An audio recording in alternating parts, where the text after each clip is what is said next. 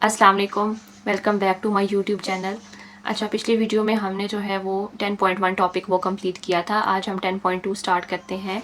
इसका क्या नाम है, ट्रांसफ़र ऑफ हीट। इसमें हम देखेंगे कि हीट जो है वो कैसे ट्रांसफ़र होती है, उसके कुछ प्रोसेसेस बताए हुए हैं। तो इसमें हमें सबसे पहले ये बताया हुआ है कि जब हमारे पास टू डिफरेंट ऑब्जेक्ट्स हैं और उन दोनों ऑब्जेक्ट्स में टेम्परेचर डिफरेंस है, ठीक है। एक ऑब्जेक्ट का टेम्परेचर लेट्स सपोज 25 है और दूसरे ऑब्जेक्ट का जो है वो 45 है। उन दोनों ऑब्जेक्ट के दरमियान टेम्परेचर का अच्छा खासा डिफरेंस है।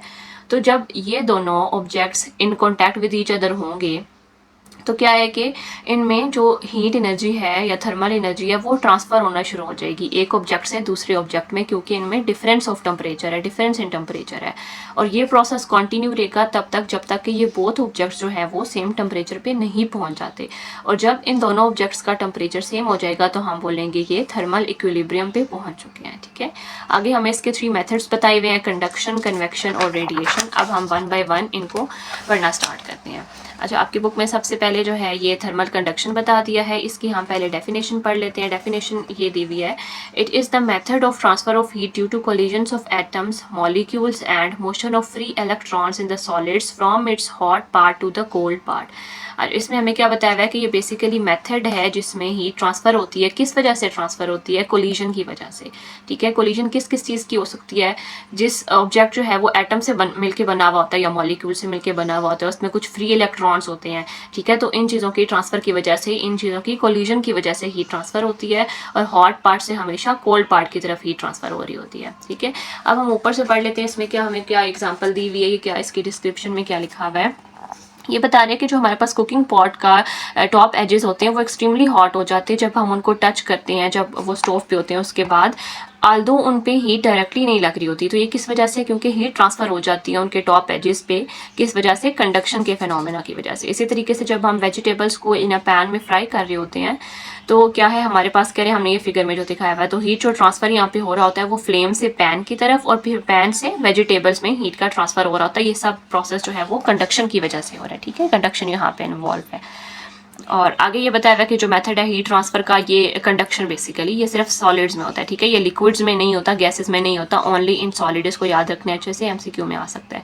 कंडक्शन में जो हीट है वो ट्रांसफ़र हो रही है एटम से एटम में, ठीक है। मेटल्स जो है वो गुड कंडक्टर होते हैं हीट के, क्योंकि इनमें large number of free electrons होते हैं और ये फ्री इलेक्ट्रॉन्स ईजिली ट्रांसफ़र हो रहे होते हैं और मेटल में हीट को ट्रांसफ़र करवा रहे होते हैं। तो इस वजह से हीट एनर्जी जो है वो मेटल्स में क्विकली ट्रांसफ़र हो जाती है।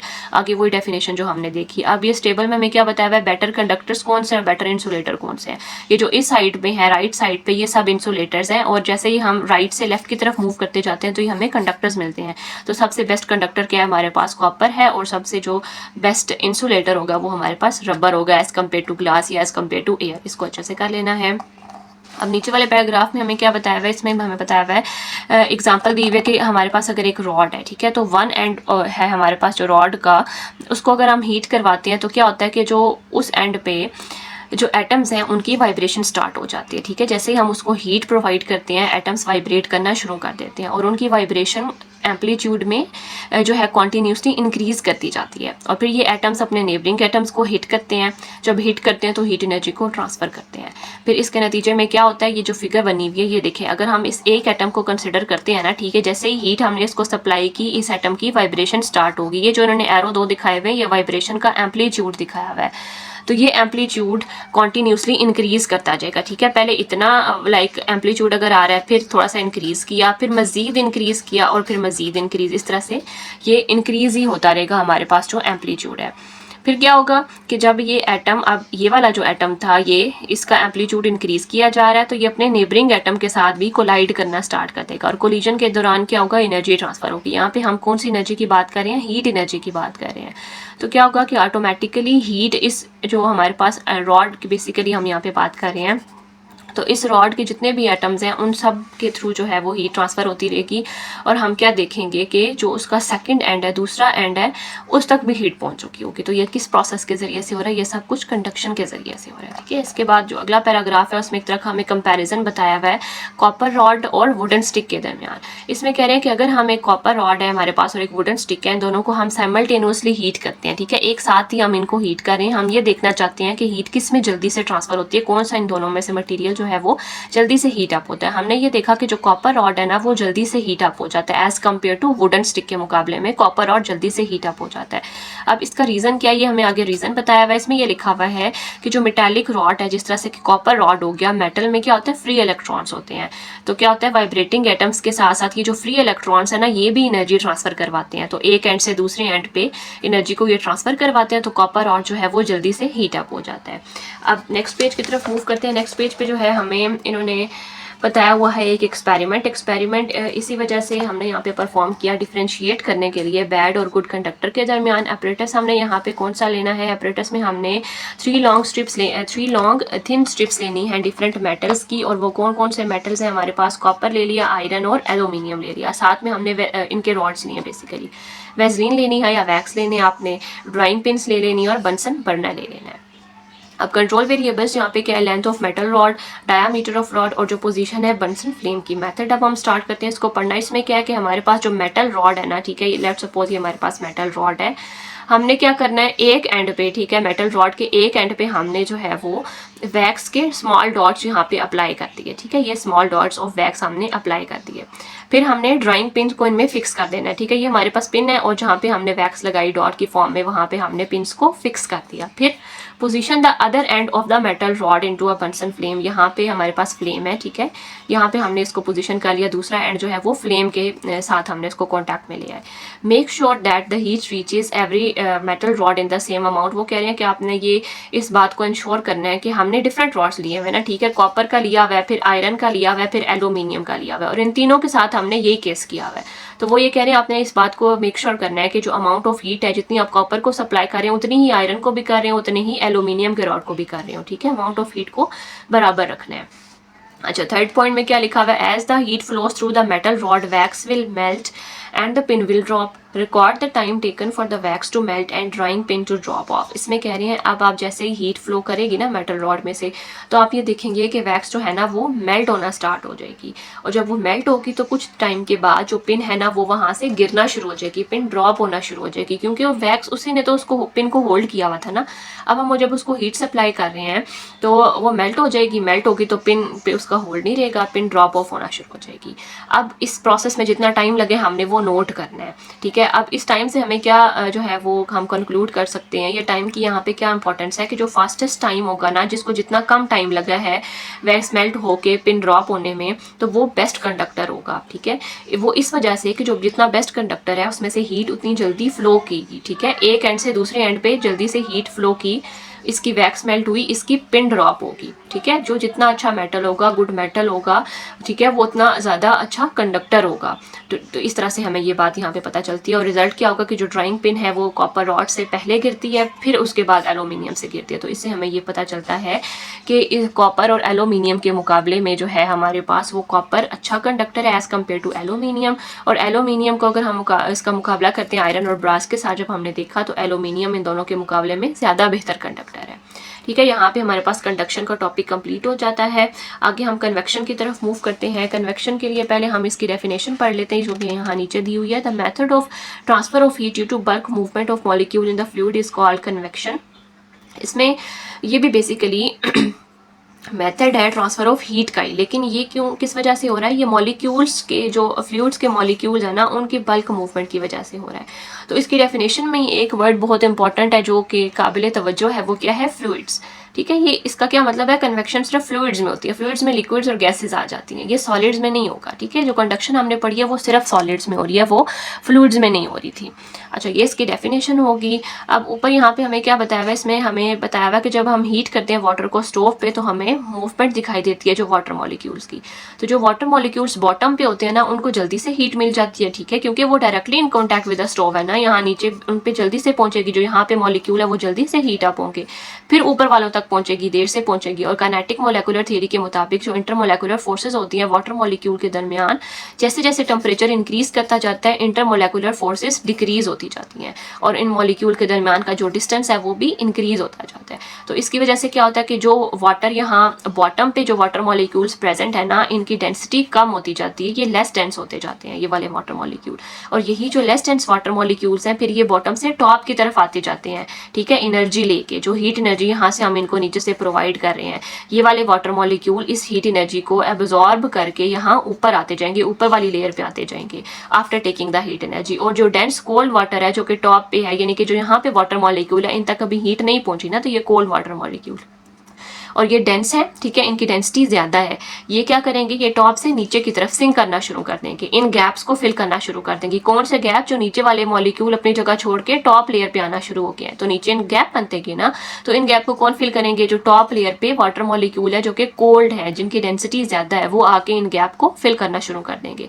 और ये फिर जब यहाँ नीचे ही आ जाएंगे फिर ये गेन कर लेंगे हीट एनर्जी को, फिर ये ऊपर मूव करना शुरू कर देंगे। जब ये ऊपर जाएंगे यहाँ पे गैप बन जाएगा, फिर कुछ और मॉलिक्यूल जो यहाँ पे कोल्ड रह गए थे वो नीचे मूव करेंगे, वो हीट एनर्जी गेन करेंगे और इस तरह से ये साइकिल चलता रहेगा। तो फिर एक टाइम ऐसा आएगा कि सारे मॉलिक्यूल जो है वो हीट अप हो चुके होंगे। तो ये क्या लिखा हुआ है कि जो मॉलिक्यूल्स हैं वाटर के वो मूव करवा रहे होते हैं, खुद को मूव करवा रहे होते हैं ताकि वो हीट एनर्जी को ट्रांसफर कर सकें। और ये हीट एनर्जी का ट्रांसफर किस वजह से हो रहा है, क्योंकि इन दोनों जो जितने भी यहाँ पे लेयर्स हैं मॉलिक्यूल की, उन सब के दरमियान उनकी डेंसिटी का डिफरेंस है। इस पे मूव करते हैं, नेक्स्ट पेज पे हमें एक्सपेरिमेंट दिया हुआ है, ठीक है, फिगर 10.10 है इसके साथ, जिसमें हमें ये एक्सपेरिमेंट जो अभी हम पढ़ने लगे हैं उसकी डायग्राम दिखाई हुई है। इसमें क्या है कि हमारे पास एक बीकर है, उस बीकर को हमने फिल किया है वाटर के साथ और इसमें हमने कुछ पोटेशियम परमैंगनेट के क्रिस्टल्स जो है वो इसमें ऐड किए हैं। फिर क्या है कि हमने इसको नीचे से हीट भी प्रोवाइड कर रहे हैं। हमें क्या दिखाई देगा कि जो स्ट्रीम है पोटेशियम परमैंगनेट की वो ट्रैवल करना शुरू हो जाएगी अपवर्ड और हमें यहाँ पे एक कन्वेक्शनल करंट दिखाई देगा जिस वक्त हम इस बीकर को हीट करेंगे। अब इसमें होता क्या है कि वाटर जो है जो बॉटम ऑफ द बीकर में है वो हीट अप होना शुरू हो जाएगा। वही कॉन्सेप्ट है जो भी मैंने पिछले पेज पे एक्सप्लेन किया है। जो वाटर मॉलिक्यूल्स यहाँ बिल्कुल नीचे हैं, ठीक है, ये फौरन से हीट अप होना शुरू हो जाएंगे, water at the bottom of the beaker, ठीक है, ये हीट अप होना शुरू हो गया, ये एक्सपैंड करेंगे, ये लेस डेंस हो जाएंगे, लेस डेंस होने की वजह से ये यहाँ ऊपर मूव करना शुरू कर देंगे, राइज अप होना शुरू हो जाएंगे और हीट एनर्जी को इस दौरान ट्रांसफर करते हुए ऊपर जा रहे होंगे, ठीक है, टॉप ऑफ द कंटेनर पे ये मूव कर जाएंगे। फिर जो ऊपर वाली लेयर पे यहाँ पे जो वाटर मॉलिक्यूल प्रेजेंट है जो कि फिलहाल कोल्ड है, जिनका टेम्परेचर अभी कम है, वो ज्यादा डेंस है, वो साइड से इस वाली साइड से नीचे आना शुरू हो जाएंगे और रिप्लेस करना शुरू हो जाएंगे इस वाटर को। तो ये प्रोसेस फिर इस तरह से कंटिन्यू रहेगा और यहाँ पे हमें क्या दिखाई दे रहा है, फ्लो ऑफ द फ्लूइड दिखाई दे रहा है। अच्छा, इसके बाद क्या नीचे बताया हुआ है कि आप एक और एक्सपेरिमेंट अपने घर पे भी परफॉर्म कर सकते हैं इस कन्वेक्शन प्रोसेस को समझने के लिए। इसमें इन्होंने क्या किया, ब्लू और रेड फूड कलर ले लिए हैं और इनकी इन्होंने बेसिकली आइस क्यूब्स बना दिए हैं। फिर वाटर ले लेना है आपने ट्रांसपेरेंट बोल में, ठीक है, या बॉक्स में, और आपने ब्लू आइस क्यूब्स को एक साइड पे रख देना है और जिस साइड पे आपने ब्लू आइस क्यूब रखनी है ना वहाँ पे आपने, ठीक है, और वार्म वाटर एक साइड पे आपने जो है ना वो ब्लू आइस क्यूब्स रख दी, ठीक है, ये आपके पास वाटर कंटेनर या पॉट जो भी है, ठीक है, इसके दो पार्ट्स हैं, एक साइड पे आपने ब्लू आइस जो क्यूब्स है ना वो रखनी, ये ब्लू आइस क्यूब्स इस साइड पे रख दी और दूसरी साइड पे आपने पहले वार्म वाटर को ऐड कर लेना है इसमें। फिर अब आपने क्या किया, place the ink pot filled with red food colour on the warm water side at the bottom of the container. अच्छा, इस साइड पे आपने ब्लू आइस क्यूब्स रखी, इस साइड पे आपने वार्म वाटर ऐड किया था, वार्म वाटर में आपने जो है वो रेड आइस क्यूब्स उनको ऐड कर देना है। अब आप क्या देखेंगे, you will see that red food colour on the warmer side will rise first and then it will move towards the cooler blue ice side. इसमें आपको ये दिखाई देगा कि वार्म साइड पे आपने जब वो रेड आइस क्यूब जो है वो ऐड की ना तो वो डिसॉल्व होना शुरू हो जाएंगी, राइज करेंगी ऊपर की तरफ और फिर साइड वाइज मूव करना शुरू कर देंगी इस कोल्ड वाली side. and the cold water being denser sinks and its left place is filled by the red color water।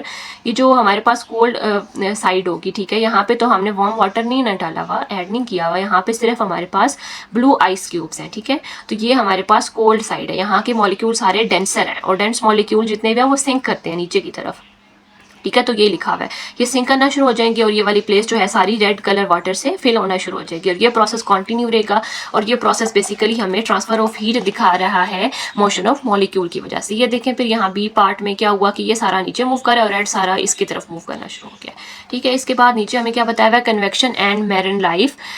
अच्छा, इसमें हमें बताएंगे कि कन्वेक्शन का क्या ताल्लुक है मैरिन लाइफ से, या इसकी क्या इंपॉर्टेंस है मैरिन लाइफ में। कन्वेक्शन जो है वो क्रूशियल प्रोसेस है, यही मैरिन लाइफ को भी सपोर्ट कर रहा होता है। इसमें क्या है कि मूवमेंट हो रही होती है सी वाटर की, और वो किस वजह से हो रही है, टेम्परेचर के डिफरेंस की वजह से और सैलिनिटी के डिफरेंस की वजह से हो रही होती है। जो सॉल्टी वाटर होता है वो as compare to fresh water dense होता है, ज़्यादा डेंसिटी होती है उसकी। तो सी वाटर जो है वो सॉल्टियर होता है, वो डेंसर होता है, ठीक है। और नीचे हमें टेम्परेचर की वजह से जो डिफरेंस बताया हुआ उसमें ये लिखा हुआ है कि जो वार्म वाटर होता है वो लेस डेंस होता है as compare to cold water, जो हम ऊपर से बार बार पढ़ते आ रहे हैं। जिस तरह से सन है जब वो हीट करता है सरफेस ऑफ द ओशन को, तो जो वाटर होता है सरफेस पे, ठीक है, वो जल्दी से वार्म हो जाता है, वो लेस डेंस हो जाता है। यही वार्म वाटर राइज करता है, स्प्रेड हो जाता है अक्रॉस द सरफेस, और जो कोल्ड वाटर होता है वो डेंसर होता है। आगे हमें पोलर रीजन के बारे में बताया हुआ है। जो सी वाटर होता है वहाँ पे वो कूल डाउन होता है, वो डेंसर हो जाता है, डेंस होने के साथ साथ वो फिर सिंक कर जाएगा। और यही जो मूवमेंट है वाटर की, इसकी वजह से क्या होता है, हमें कन्वेक्शनल करंट्स देखने को मिलते हैं। कन्वेक्शनल करंट्स हमें देखने को मिलते हैं। जो अपवर्ड मूवमेंट है सी वाटर की, उसकी वजह से अप वेलिंग और डाउनवर्ड मूवमेंट होती है सी वाटर की, इसको डाउन वेलिंग बोलते हैं, जो हमें यहाँ पे फिगर में शो किया हुआ है। अच्छा, इसके बाद डिस्ट्रीब्यूशन ऑफ फूड हमें नेक्स्ट हेडिंग दी हुई है। इसमें हमें क्या बताया हुआ है कि जो अप वेलिंग हो रही है ना, वो कोस्ट लाइन में हो रही है, जहाँ पे विंड्स ब्लो कर रही होती है। तो सरफेस का वाटर जो है वो अवे फ्रॉम द कोस्ट जा रहा होता है, और इसको वाटर रिप्लेस कर रहा होता है जो कि नीचे से आ रहा है। जो डीपर वाटर है बेसिकली वो ऊपर आ रहा है, ठीक है। डीपर वाटर जो होता है ना, वो एक तो कोल्डर है, सेकेंडली वो रिचर होता है न्यूट्रिएंट्स में, उसमें काफ़ी न्यूट्रिएंट्स हैं, जैसा कि नाइट्रोजन हो गया, फॉस्फेट है या ऑर्गेनिक मटीरियल्स है, as compare to surface water. यानी कि जो सरफेस के ऊपर वाटर है उसके मुकाबले में जो वाटर नीचे से आ रहा है, एक तो वो कोल्डर है और वो रिच इन न्यूट्रिएंट्स है। तो जो हमारे पास फाइटोप्लैंक्टन है, जो कि टिनी प्लांट लाइक ऑर्गेनिजम्स होते हैं, वो इन न्यूट्रिएंट्स को यूज़ करते हैं, सनलाइट को यूज़ करते हैं, ग्रोथ इनकी होती है इसी नतीजे में, और इनकी मल्टीप्लिकेशन भी हो रही होती है। और आगे बताया हुआ है जो फाइटोप्लैंक्टन है ये फूड सोर्स है मैनी मैरिन क्रिएचर्स का, और जो प्लैंक्टन के लिए या लार्ज वेल्स के लिए। इसके बाद डिस्ट्रीब्यूशन ऑफ ऑक्सीजन की तरफ बढ़ते हैं। इसमें हमें क्या बताया हुआ है कि जो मैरिन एनिमल्स हैं, जिस तरह से कि फिश होगी, इनको ऑक्सीजन चाहिए जिंदा रहने के लिए, जितना भी ऑक्सीजन इनको डिजॉल्व फॉर्म में मिल रहा होता है, और कन्वेक्शन की वजह से वही वाटर जो ऊपर वाटर है वो डीप भी मूव कर रहा होता है, और नीचे भी तो जाहिर है ओशन फ्लोर है, वहाँ पे भी तो ऑर्गेनिजम्स हैं जिनको ऑक्सीजन चाहिए। तो ये कन्वेक्शन की वजह से डिस्ट्रीब्यूशन ऑफ ऑक्सीजन पॉसिबल है। आगे डिस्ट्रीब्यूशन ऑफ हीट में हमें क्या बताया हुआ है, इसमें कह रहे हैं कि जो अप वेलिंग है इसकी वजह से वार्म वाटर जो है वो राइज करता है अप, और हीट को टॉप पे ले जाता है, और कन्वेक्शन जो है वही डिस्ट्रीब्यूट करवा रही होती है हीट को थ्रू आउट द ओशन, और इसकी वजह से टेम्परेचर यहाँ पे स्टेबलाइज रहता है। अब नेक्स्ट पेज की तरफ अगर आ जाएं तो इसमें आपको लैंड ब्रीज और सी ब्रीज का कॉन्सेप्ट दिया हुआ है, जो बहुत इंपॉर्टेंट है। इसमें हमें बताया हुआ है कि जो ब्रीज है वो कॉन्टीन्यूसली ब्लो कर रही होती है कोस्टल एरियाज पे कन्वेक्शन की वजह से। ब्रीज जो डे टाइम पे है उसको हम सी ब्रीज बोलेंगे, और नाइट टाइम पे उसको लैंड ब्रीज बोला जाएगा। सी ब्रीज डे टाइम पे और लैंड ब्रीज नाइट टाइम पे, इन दोनों को पढ़ते हैं, ये बहुत इंपॉर्टेंट है, इसको बहुत अच्छे से आपने याद करना है। ड्यूरिंग द डे जो लैंड है वो हीट अप हो जाती है क्विकली एज कम्पेयर टू सी, क्योंकि इसकी लो स्पेसिफिक हीट होती है लैंड की। ये बात हमने कल भी पढ़ी थी, जो पिछला लेक्चर है उसमें इसकी मैंने रीजन आपको एक्सप्लेन किया था। तो क्या होगा, एयर जो है वो अबव द लैंड वो हॉट हो जाएगी, एक्सपैंड कर जाएगी, लेस टेंस हो जाएगी। लेस टेंस जैसे वाटर मॉलिक्यूल हो रहे थे, तो लेस टेंस जो भी मॉलिक्यूल होंगे वो ऊपर की तरफ मूव करेंगे। तो जो हॉट एयर है लैंड पे वो राइज करेगी अपवर्ड, जो कूल एयर होगी अबव द सी की तरफ से जो कूल एयर आएगी वो लैंड पे उन गैप को फिल करने आएगी, जो कि गैप यहाँ पे जो पहले से लैंड मॉलिक्यूल प्रेजेंट थे, जो कि हीट अप हुए, जो कि लेस टेंस हुए, ऊपर की तरफ मूव कर दे, यहाँ पे गैप बन गए।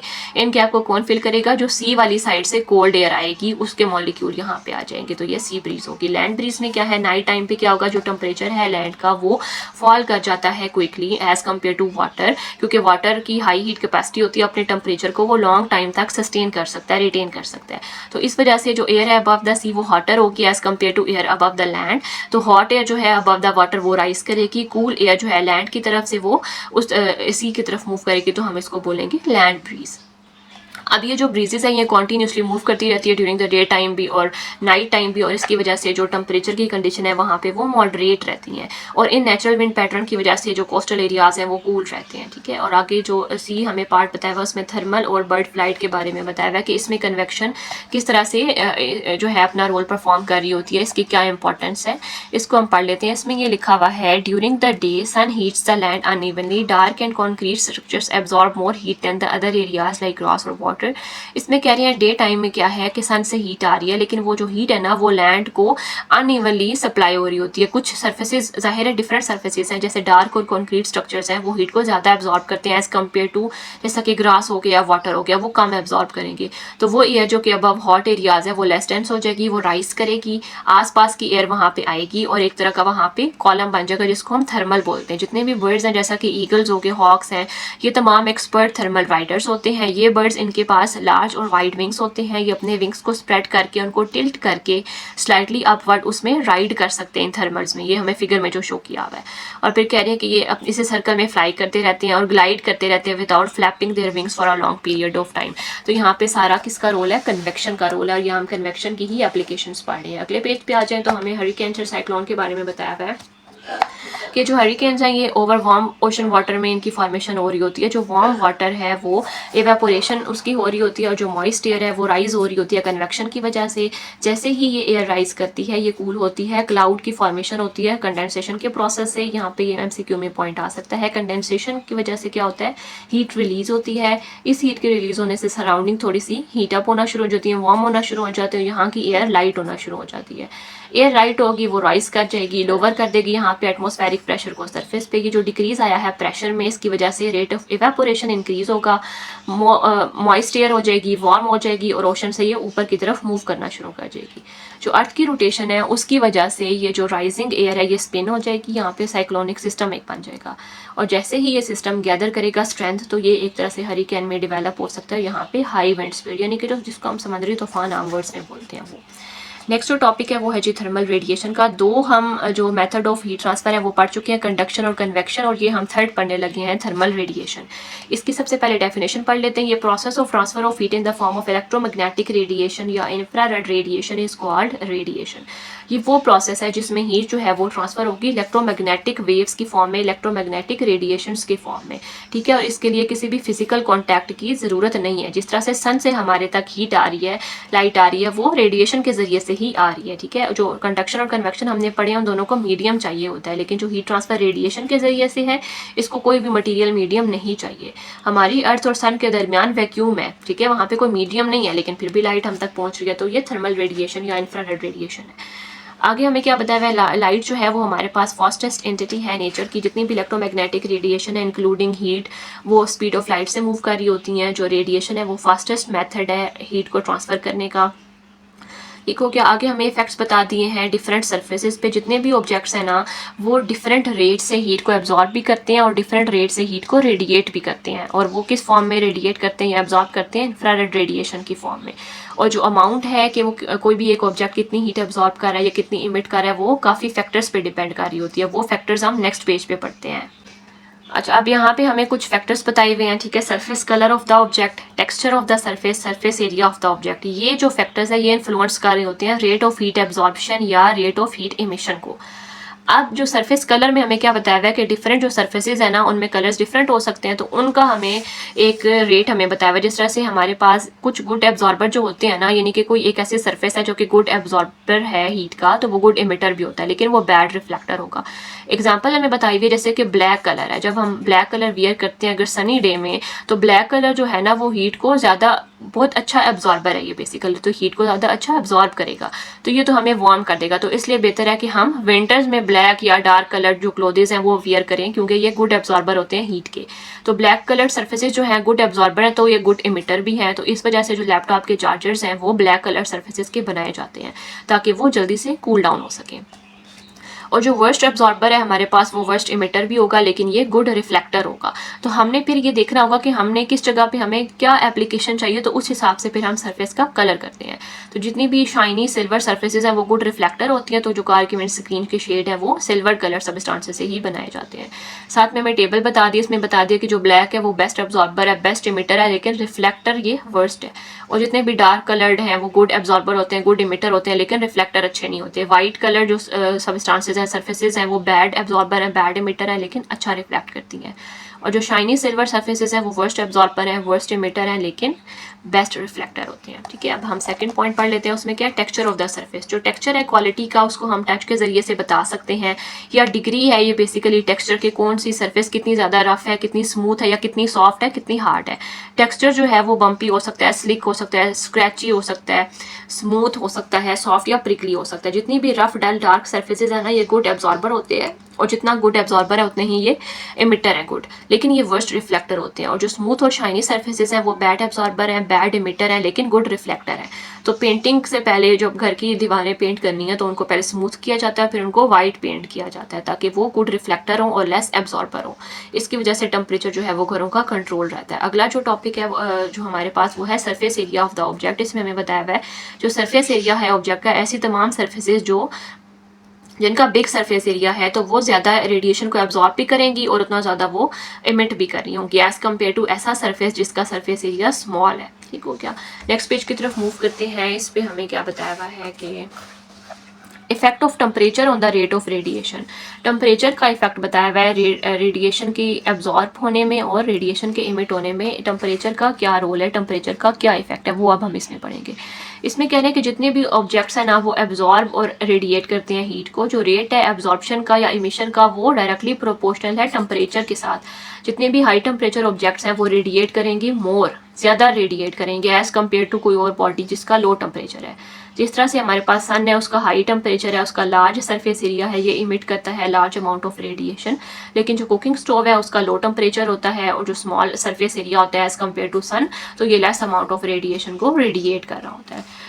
इस तरह से आगे हमें ये बताया है कि एक ऑब्जेक्ट है जो कि एब्जॉर्ब कर रहा है more heat than the radiating. जो भी ऑब्जेक्ट है ना वो एब्जॉर्ब भी करता है हीट को, रेडिएट भी करता है। तो एक वक्त में हमने फिर ये देखना होगा कि वो कौन सा प्रोसेस उसमें ज़्यादा हो रहा है, किसका रेट ज़्यादा है, एब्जॉर्प्शन का रेट ज़्यादा है या रेडिएशन का, उस जो इमिशन का रेट है वो ज़्यादा है। ठीक है, तो इसमें हमें बताया हुआ है कि जैसे हमारे पास एग्जांपल दी हुई है, जिस तरह से हॉट कप ऑफ टी है। इनिशियली क्या है वो हॉट है, लेकिन थोड़ी देर के बाद वो ठंडा हो जाता है। क्यों? क्योंकि इनिशियली उसका टेम्परेचर हाई होता है एज़ कम्पेयर टू सराउंडिंग्स। वो इमिट कर रहा होता है radiation at a faster rate, तो तेज़ी से वो इमिट कर रहा है रेडिएशन को, टेम्परेचर को। तो उसका टेम्परेचर कुछ देर के बाद खुद ही कम हो जाता है और इसका टेम्परेचर जो है वो अपनी सराउंडिंग्स के जैसे हो जाता है, और फिर हम कहते हैं ये थर्मल इक्विलिब्रियम पे पहुँच चुका है। ठीक है, इसके बाद लेस्ली क्यूब को पढ़ लेते हैं। इसमें बताया हुआ है जो लेस्ली क्यूब है इसको हम यूज़ करते हैं ये डेमोन्स्ट्रेट करने के लिए कि डिफरेंट सरफेस के जो टेक्सचर्स हैं वो इमिशन को किस तरह से इफेक्ट कर रहे होते हैं। लेस्ली क्यूब में हमारे पास 4 साइड्स हैं और 4 साइड्स की जो सरफेसेज हैं वो डिफरेंट है। कुछ ब्लैक है, वाइट पेंटेड सरफेस है, या मैट ब्लैक है, डार्क कलर सरफेसेज है, शाइनी मेटल सरफेसेज है।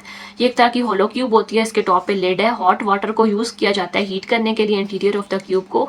फिर हम यहाँ पे इंफ्रारेड थर्मोमीटर यूज़ करते हैं डिटेक्टर के तौर पे, ताकि हम ये देख सके कि यहाँ पे कितनी IR रेडिएशन को कौन सी साइड से कितनी इमिट हो रही है क्यूब की। नेक्स्ट पेज पे हमें वो एक्सपेरिमेंट इन्होंने जो है वो एक्सप्लेन किया। वह एक्सपेरिमेंट जो है लेस्ली क्यूब का वो फॉलोइंग प्रोसीजर को एक्सप्लेन कर रहा है।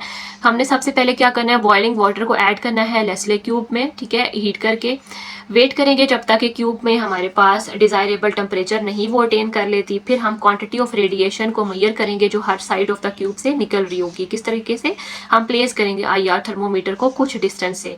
जो इंफ्रारेड ये थर्मोमीटर है वो डिटेक्ट कर रहा होगा कितनी इंफ्रारेड रेडिएशन इमिट हो रही है इस सरफेस से। जो हायर रेडिएशन होगा उसका क्या मतलब होगा, यहाँ पे हायर टेम्परेचर रीडिंग है। तो वो सर्फेसेस जो कि बेटर होती हैं इमिटिंग पे, वो हमें ये दिखा रही होती है कि उनका टेम्परेचर रीडिंग हमें ज़्यादा दिखाई दे रहा होता है, और वो सर्फेसेस जो कि बैड है इमिटिंग रेडिएशन पे, उन पे हमें लोअर रीडिंग दिखाई देती है। और ये एक्सपेरिमेंट परफॉर्म करने के बाद हमने कुछ कंक्लूजन्स ड्रॉ की हैं। वो क्या है कि ब्लैक सरफेस जो है वो बेस्ट एब्जॉर्बर है, बेस्ट इमिटर है, लेकिन वो वर्स्ट रिफ्लेक्टर है। डार्क कलर सब्सटेंसेस सरफेसेस जो है वो गुड एब्जॉर्बर्स हैं, इमिटर है, लेकिन वो बैड रिफ्लेक्टर है। जो वाइट सरफेस है वो गुड रिफ्लेक्टर होती है, लेकिन वो बैड एब्जॉर्बर और बैड इमिटर होती है। शाइनी मेटल या शाइनी सिल्वर सरफेसेस जो है वो बेस्ट रिफ्लेक्टर है, लेकिन फर्स्ट एब्जॉर्बर और इमिटर है। ठीक है, तो यही वो जो टेबल अभी हमने पिछले पेज पे पढ़ा है, तो ये उसी के वो जो टेबल है वो इन्हीं कंक्लूजन से बेसिकली बनाया गया है।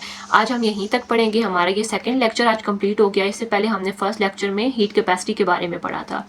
आई होप आपको समझ आ गई होगी। कोई चीज़ अगर नहीं समझ आए तो आप कमेंट सेक्शन में पूछ सकते हैं। Thank you for watching. अल्लाह हाफिज़।